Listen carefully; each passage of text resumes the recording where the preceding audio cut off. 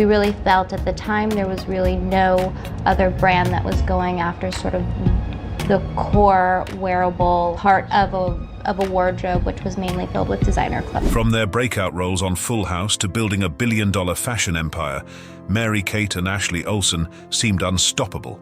But behind the glamorous facade lies a darker story of personal struggles, intense pressures, and untold tragedy. Join us as we explore the hidden challenges that forever shaped the Olsen twins' lives. The Olsen twins' meteoric rise to fame and its consequences. Mary-Kate and Ashley Olsen were born on June 13, 1986, in Sherman Oaks, California, into a bustling family with 3 siblings: older brother Trent, younger sister Elizabeth, who would later achieve fame as an actress, and eventually 3 half-siblings, Courtney, Taylor, and Jake, after their parents' divorce. While their early childhood seemed to be an ordinary upbringing in suburban California, their lives took a dramatic turn when, at just 6 months old, they were cast as Michelle Tanner on the beloved ABC sitcom Full House. The casting was nothing short of serendipitous. Jeff Franklin, the show's creator, was searching for a baby to play the role of Michelle, the youngest daughter of widowed father Danny Tanner. During the casting call, Franklin was captivated by how comfortable the twins were around strangers, which made them a perfect fit for the role. Their ability to remain calm and composed in an environment that would normally overwhelm most children their age was unique. However, to comply with strict child labor laws, which limit the hours minors can work, Mary-Kate and Ashley alternated playing Michelle.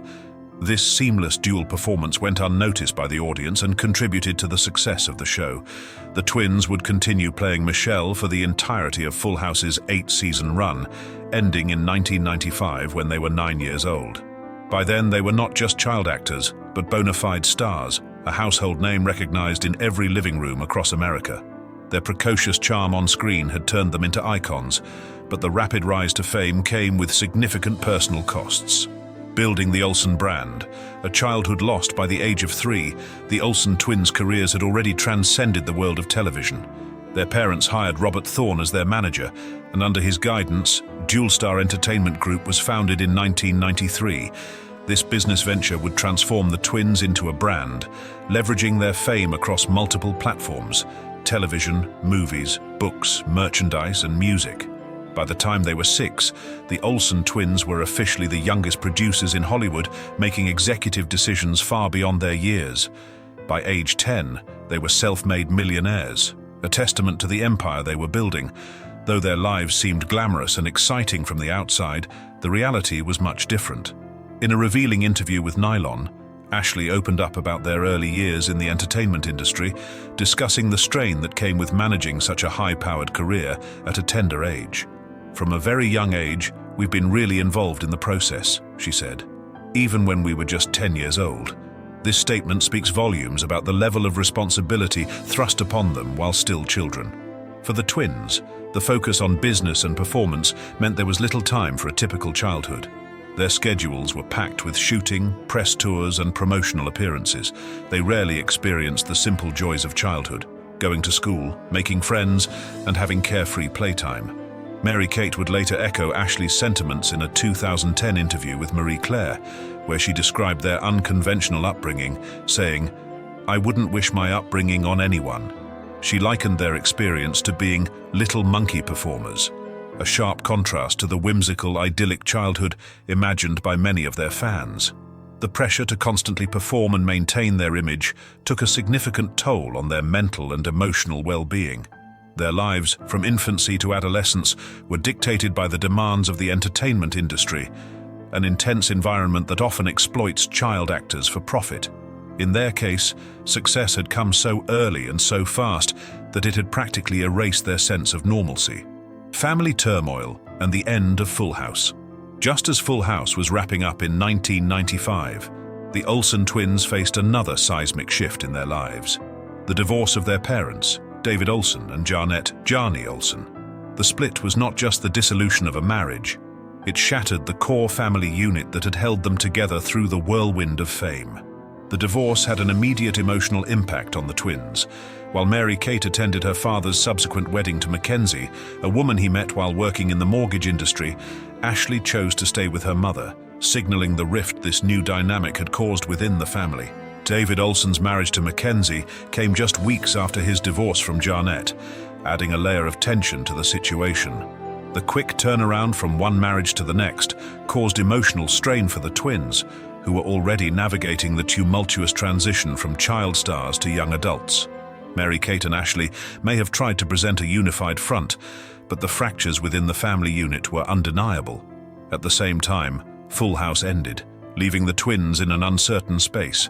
The show had been their anchor for so many years, and without it, they found themselves navigating the pressures of maintaining their celebrity status without the support system they had known on set. The combination of family upheaval and the end of a career-defining role left the twins adrift, struggling to find a sense of stability amidst the chaos. The media scrutiny and struggles with mental health. The media's obsession with the Olsen twins continued even as they transitioned into adolescence. Their every move was monitored and dissected by tabloids, creating an immense pressure to maintain a flawless public image. However, the twins' picture-perfect image began to show cracks as they grew older. In the early 2000s, rumors began to swirl about Mary-Kate's health, with paparazzi photos often showing her looking alarmingly thin. These images fueled speculation that she was suffering from an eating disorder, but the media treated this serious issue with callousness and sensationalism. Rather than respecting Mary-Kate's privacy, tabloids exploited her struggles, with headlines blaring insensitive comments about her weight and appearance. The relentless scrutiny reached a tipping point when Mary-Kate was admitted to a rehabilitation facility in 2004 for treatment of an eating disorder. She was just 17 years old at the time, having recently graduated high school. The media frenzy surrounding her treatment was ruthless. Instead of recognizing her condition as a serious health issue, many tabloids framed it as another celebrity scandal. The focus was not on her recovery, but rather on feeding public curiosity. Even Oprah Winfrey, known for her empathy, mishandled the situation during an interview with the twins. When the Olsens appeared on the Oprah Winfrey Show, Oprah pressed them about the rumors, going as far as to ask about their dress sizes on live television. The uncomfortable exchange left Mary-Kate visibly distressed, though she tried to deflect the question politely. Mary-Kate's struggle with anorexia remained a deeply personal battle, and in a 2008 interview with Elle, she finally spoke about the difficulty of seeking help.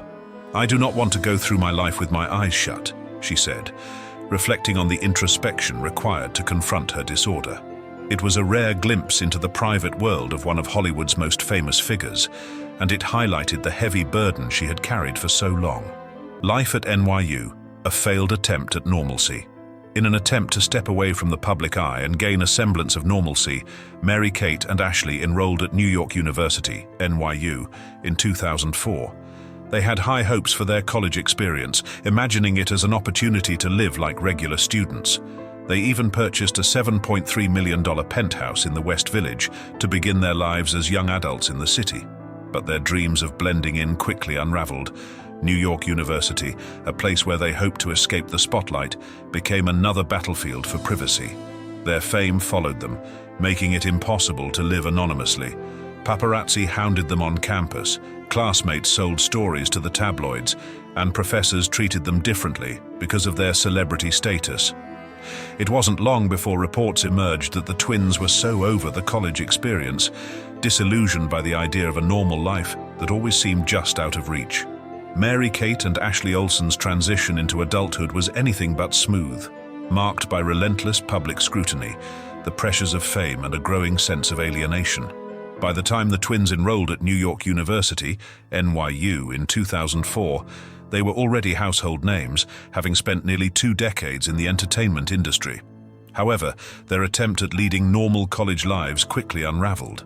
Mary-Kate, in particular, was often caught skipping classes, which fueled speculation that she might resort to an independent study program to balance her life between New York and Los Angeles.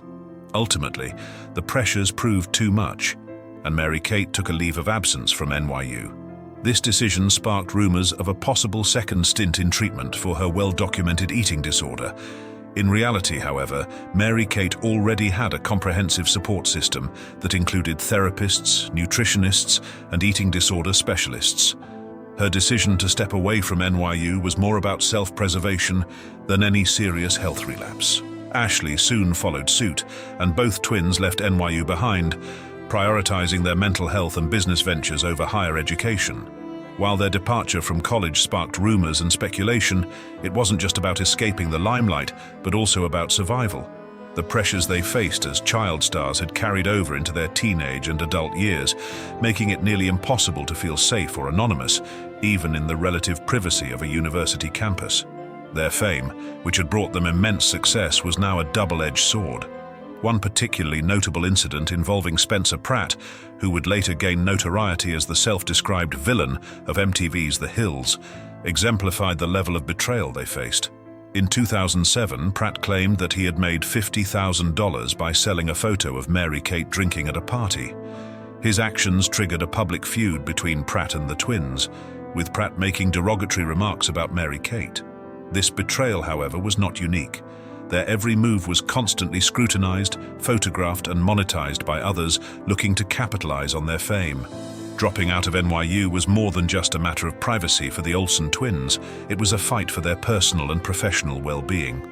Long before they entered college, Mary-Kate and Ashley were media darlings. From their early days on Full House to their teen years producing straight-to-video movies, they were more famous for being famous than for their actual work in the entertainment industry. By the time they were approaching their 18th birthdays in the early 2000s, the public's fascination with their lives had reached a fever pitch. The rise of the internet during this period exacerbated the problem, leading to the creation of countless websites that obsessively tracked their every move. Some of the most disturbing sites even featured countdowns to the twins' 18th birthdays, celebrating their legal adulthood in an uncomfortably predatory manner. This added an extra layer of sexualization to their fame, which was already a heavy burden. It became clear that the transition from child star to adult celebrity was fraught with pitfalls, particularly for young women like the Olsens, who had grown up in the spotlight. The constant intrusion into their lives often led to legal battles and public confrontations. One notorious example was when Ashley sued the National Enquirer for $40 million after the publication ran a misleading headline and photograph, suggesting that she had passed out from drug use. Although the Enquirer later issued an apology and retraction, the damage had already been done. These kinds of incidents were all too common for the twins, who were forced to navigate a tabloid landscape eager to exploit their vulnerabilities for profit. In an especially invasive moment, Ashley recalled being asked about her virginity by a journalist before she was even of legal age. She described the experience as her worst nightmare, illustrating the extreme invasiveness of the media's obsession with their personal lives. The relentless attention from both the press and the public made it nearly impossible for the twins to enjoy any semblance of normalcy. Even their attempts to blend into a college environment were thwarted by the fame that had defined their lives from an early age. Despite these challenges, Mary-Kate and Ashley continued to run their business empire, which included their production company, Jewel Star Entertainment Group. The company had been a massive success, producing movies, books, and fashion lines that further solidified their status as influential figures in both the entertainment and fashion industries. However, the toll of maintaining their public image while grappling with personal struggles was immense. The pressures of fame weighed heavily on them, particularly on Mary-Kate, whose battle with an eating disorder had been highly publicized. Even as they ran a thriving business, the twins' fame and its accompanying scrutiny made it difficult for them to find peace. Adding to the public fascination was their smoking habit, which became another source of media obsession. In a 2003 interview with Rolling Stone, the Olsens had claimed they didn't smoke or drink, but by the mid-2000s, they were frequently photographed taking cigarette breaks, often together. The media's fixation on their smoking habits seemed to stem from the twins' ability to retreat into a private world, one that offered rare glimpses of their bond. It also fueled a perception of rebellion as the twins appeared cool, aloof, and detached from the public eye.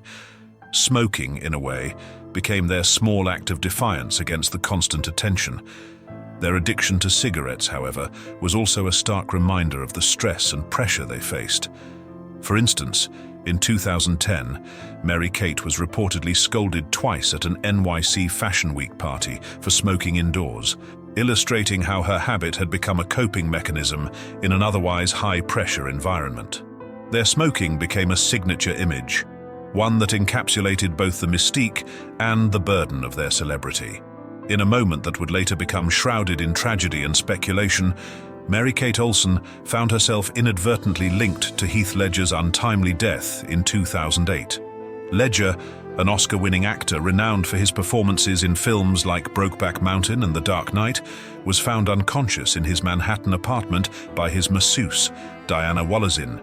Wozine, acting on instinct, reached out to Mary-Kate Olsen, who was on Ledger's speed dial and residing in California at the time. This connection wasn't just happenstance, it reflected the close, albeit low-key relationship Mary-Kate shared with Ledger. According to reports, Mary-Kate responded with concern and promptly promised to dispatch her private security team to the scene, a gesture that spoke to their bond. While it's unclear why Wallazin didn't immediately contact emergency services, she eventually dialed 911 after Ledger failed to respond to her attempts to revive him. Tragically, by then it was too late. Ledger's death was ultimately ruled an accidental overdose, the result of a toxic mix of prescription medications, including painkillers, anti-anxiety drugs, and sleeping aids. The public shock following Ledger's death was immense, but the incident also cast an unwanted spotlight on Mary-Kate. Media outlets quickly latched onto her connection with Ledger, creating a whirlwind of rumors and speculation about her involvement or knowledge of his drug use. It didn't help matters that Mary-Kate reportedly refused to cooperate with federal investigators unless granted immunity from future prosecution. Her refusal sparked a wave of tabloid headlines, implying she had something to hide, though no concrete evidence ever emerged to support these claims. In the end, the case was dropped due to a lack of viable targets for further investigation, and Ledger's death remained a somber reminder of the dangers of prescription drug misuse. For Mary-Kate, however, the fallout from Ledger's death was a heavy burden to carry. By this point in her life, she and her twin sister Ashley had already experienced the dark side of fame. After navigating the chaotic waters of childhood stardom, constant media attention, and personal struggles, the twins were no strangers to scandal. Their every move had been dissected by the press for years, from their fashion choices to their romantic relationships. But the Ledger incident seemed to mark a new low in the public's invasive obsession with their lives. Shortly after this period, Mary-Kate and Ashley began to pull away from the public eye entirely. In 2011, Mary-Kate took on a minor role in the film Beastly, which would become one of her last on-screen appearances. The twins, once ubiquitous in Hollywood, transformed into enigmatic figures, often seen only in oversized couture, their long tousled hair adding to their mystique. They became fashion's darlings, regularly attending elite events like the Met Gala or Fashion Week, but rarely engaging with the media. In a 2017 interview with Net-a-Porter's The Edit, Mary-Kate reflected on this transition, acknowledging the difficulty of stepping back into the spotlight. "We're used to being on the other side of the camera and managing the process," she explained, "so it's hard for us to do photo shoots now." Their preference for operating behind the scenes was clear. The twins had found a comfortable niche in fashion, far away from the scrutiny of Hollywood. Their retreat from the limelight was so thorough that they eschewed social media entirely, a rarity in the modern age of constant online engagement. Unlike their peers, who often cultivated massive followings on Instagram or Twitter, the Olsen twins remained staunchly private.